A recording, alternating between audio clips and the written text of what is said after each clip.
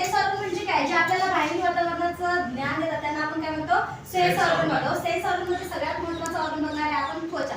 त्वचाला English मध्ये काय म्हटलं जातं, स्किन. स्किन म्हणजे त्वचा. तर त्वचेचं काम काय असतं, आपल्याला ती बाहेरील वातावरणाचं काय देते, नॉलेज देते. आपल्याला स्पर्शाचा अनुभव जो आहे तो आपल्याला कशामुळे होतो, आपल्या स्किनमुळे होतो. तर पहा, त्वचा जी आहे त्याला बायोमध्ये डर्मॅटो म्हटलं जातं आणि study of skin is called as dermatology and doctor of skin is called as dermatologist. Okay, बनती कशाची आहे, मेड, तर ती आहे कनेक्टिव्ह टिश्यूने. आपण टिश्यूचे वेगवेगळे प्रकार बघितले, तर ती कोणत्या टिश्यूने बनलेली आहे, कनेक्टिव्ह टिश्यूची बनलेली आहे. त्यानंतर पहा किती दिवस जिवंत राहते, 4 आठवडे ते 28 दिवस ही जिवंत राहते. पण हे डिपेंड करतं आपल्या एजनुसार. जसं जसं आपलं एज वाढत जातं तसं तसं काय होतं, तिची जी जिवंत राहण्याची जी क्षमता आहे ती कमी कमी होत जाते. म्हणून म्हाताऱ्या माणसाचं तुम्ही बघितलं असेल तर त्यांच्या स्किनवर एकदम सुरकुत्या असतात आणि आपली जी स्किन बघायला गेली तुम्ही किंवा लहान मुलांची स्किन बघा एकदम टवटवीत असते, म्हणजे ती जास्त दिवस काय असते, जिवंत असते. पण जसं जसं आपलं एज होत जातं तसं तसं तिचा जिवंत राहण्याचा कालावधी जो आहे तो कमी कमी होतो आणि ती नंतर काय होते, ती डेथ होते तिची. म्हणजे त्यामुळे आपल्या स्किनवर नंतर सुरकुत्या वगैरे यायला लागतात. त्यानंतर पहा आपल्या बॉडी मधला सगळ्यात लार्जेस्ट ऑर्गन जर म्हटलं तर ते आहे आपली स्किन, लार्जेस्ट ऑर्गन. आणि लार्जेस्ट ग्लँड जर म्हटलं तर ग्लँड आहे लिव्हर. कन्फ्युजन करू नका, लार्जेस्ट ऑर्गन कोणता आहे, लार्जेस्ट ऑर्गन आहे आपली स्किन आणि लार्जेस्ट जर ग्लँड म्हटलं तर ती असते आपली लिव्हर. ओके, तर आता स्किनचं काम काय करते पहा, वर्क काय आहे, तर ती सगळ्यात महत्त्वाचं काम आहे तिचं प्रोटेक्शन. तर पहा भरपूर विषाणू जीवाणू यापासून आपलं ते प्रोटेक्शन करते. ज्या वेळेस आपल्या स्किनवर एखादा जीवाणू विषाणू येऊन अटकतो त्यावेळेस स्किन मध्ये लायसोझाइम ऍक्टिव्ह होतो आणि लायसोझाइम ऍक्टिव्ह झाल्यामुळे काय होतं की तो जे काही विषाणू आहे त्या विषाणूला किल करण्याचं तो काम करतो. त्यानंतर पहा सनकडून येणारे जे अल्ट्राव्हायोलेट रेज आहे जे हार्मफुल असतात आपल्यासाठी आणि त्यामुळे कॅन्सर होण्याचा सगळ्यात जास्त संभाव असतो. पण हे जे अल्ट्राव्हायोलेट रेज आहे या अल्ट्राव्हायोलेट रेला ते आपल्या स्किन मध्ये ऑब्झर्व करू देत नाही. स्किन मध्ये पहा एक मेलानिन नावाचं प्रोटीन असतं जे आपल्या स्किनला एक कलर देतं. जसं पहा ज्याच्या शरीरामध्ये जास्त मेलानिन त्याच्या स्किनचा कलर जो असतो तो असतो डार्क आणि कमी मेलानिन असेल तर स्किनचा कलर कसा असतो, फेअर वगैरे, ज्याला आपण गोरी त्वचा वगैरे म्हणतो. तर जेवढं जास्त स्किन मध्ये मेलानिन तेवढी जास्त स्किन कशी असते, डार्क असते आणि मेलानिन आपल्या स्किनला प्रोटेक्शन देते. अल्ट्राव्हायोलेट रे जे आहे जर ते आपल्या स्किन मध्ये ऑब्झर्व झाले तर स्किनचा कॅन्सर वगैरे होतो. पण जी सावळी किंवा जी डार्क स्किन असते त्या स्किनला त्वचेचा कॅन्सर कधीच होत नाही. का होत नाही, कारण त्या स्किन मध्ये जास्त काय असतं, मेलानिन असतं. त्यानंतर पहा व्हिटॅमिन डी. आपल्या हाडांना व्हिटॅमिन डी ची खूप गरज असते, म्हणजेच कॅल्शियम जे आपल्याला कशाकडून मिळतं, सूर्यप्रकाशाकडून व्हिटॅमिन डी आपल्याला फ्री मोफत मिळतं.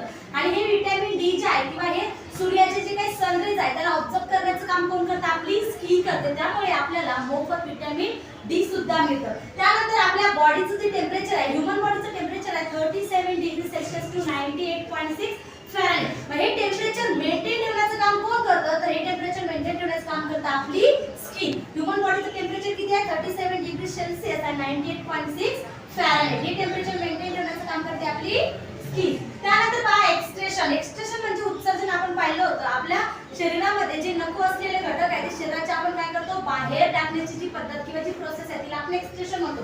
तर स्किन काय काय एक्सट्रेशन करते, आपल्या शरीरामध्ये एक्स्ट्राचं पाणी आहे, एक्स्ट्राचं मीठ आहे. त्याचबरोबर सकाळी उठल्या उठल्या बघा आपण चेहऱ्यावर असा हात हे केलं तर आपल्याला तेलकट पदार्थ लागतो ना, तो असतो सीबम. सीबम सुद्धा एक्सट्रेशन करण्याचं काम कोण करते, आपली स्किन. जेवढ्या काही जसा मीठ, साल्ट, स्वेट, ऑइल वगैरे हे सगळ्या गोष्टी एक्सट्रेशन करण्याचं काम कोण करते, आपली स्किन करते. त्यानंतर पहा ऑब्झर्प्शन करते. ऑब्झर्प्शन म्हणजे शोषून घेण्याचं काम. काय काय शोषून घेते, मेडिसिन वगैरे घेते. त्यानंतर आपण क्रीम, भरपूर साऱ्या क्रीम वगैरे लावतो ना स्किनवर. मग स्किन काय करते, त्याला ऑब्झर्व करण्याचं ती काम करते. त्याचबरोबर ऑइल वगैरे, ऑइल सुद्धा ती ऑब्झर्व करते. त्यानंतर टाइप ऑफ स्किन पहा. स्किनचे 2 टाइप आहेत, एक आहे एपिडर्मिस आणि दुसरी आहे डर्मिस. स्किनची जी एकदम वरची लेअर आहे या लेअरला म्हटलं जातं एपिडर्मिस. आणि बघा आपल्याला कधी खरचटलं, आपण म्हणतो खरचटलं, तर ज्यावेळेस आपल्याला खरचटतं वगैरे थोडंसं लागलेलं असतं त्यावेळेस रक्त बाहेर येत नाही. येतं का, नाही, कारण त्या लेअर मध्ये ब्लड आहेच नाही. इथं मी लिहिलेलं पण आहे नो ब्लड. ही जी आहे स्किनची आउटर लेअर आहे म्हणजे बाहेरील लेअर आहे आणि ज्याच्यामध्ये ब्लड नसतं. त्याचबरोबर हिच्या 5 लेअर असतात आणि त्या 5 लेअरला म्हटलं जातं स्ट्रॅटम. काय म्हटलं जातं, स्ट्रॅटम म्हटलं जातं. त्यानंतर पहा दुसरी स्किनची लेअर आहे ती म्हणजे डर्मिस. आता ही जी लेअर आहे ही आता आउटर लेअर आपण बघितली होती, आउटर लेअर होती एपिडर्मिस आणि इनर लेअर जी आहे स्किनची इनर लेअर आहे डर्मिस. इनर लेअरला काय म्हटलं जातं? डर्मिस म्हटलं जातं. आणि यामध्येच असतात ग्लँड, जसं सीबम ग्लँड, स्वेट ग्लँड, या सगळ्या ज्या ग्लँड आहे आपल्या एपिडर्मिस लेअर मध्ये त्या काय असतात.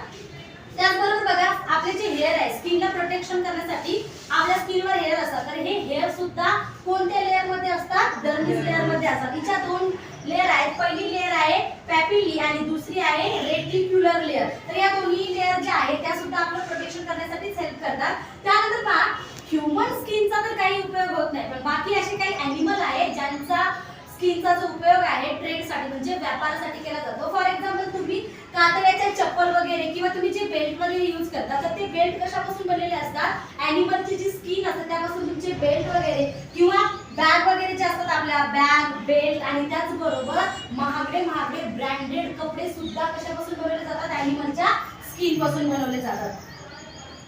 ओके, स्किप करायच्या नंतर परत येऊ. स्किनची जी लेंथ असते 0.5 टू 2.2 मिलीमीटर पर्यंत असते आणि तिची जी जाडी असते सगळ्यात जी पातळ स्किन असते सगळ्यात पातळ स्किन असते आपली आयलिड म्हणजे आपल्या ज्या डोळ्याच्या पापण्या आहेत तर डोळ्याच्या पापण्याची जी स्किन आहे सगळ्यात पातळ स्किन आहे. आणि सगळ्यात जर हार्ड म्हणायला गेलं तर हार्ड स्किन कोणती आहे? तर आपल्या हँड किंवा हे जो पाम आहे तर पाम तळव्याची जी स्किन आहे सगळ्यात हार्ड स्किन आहे. ओके, समजलं? हा सेल्स ऑर्गन स्किन खूप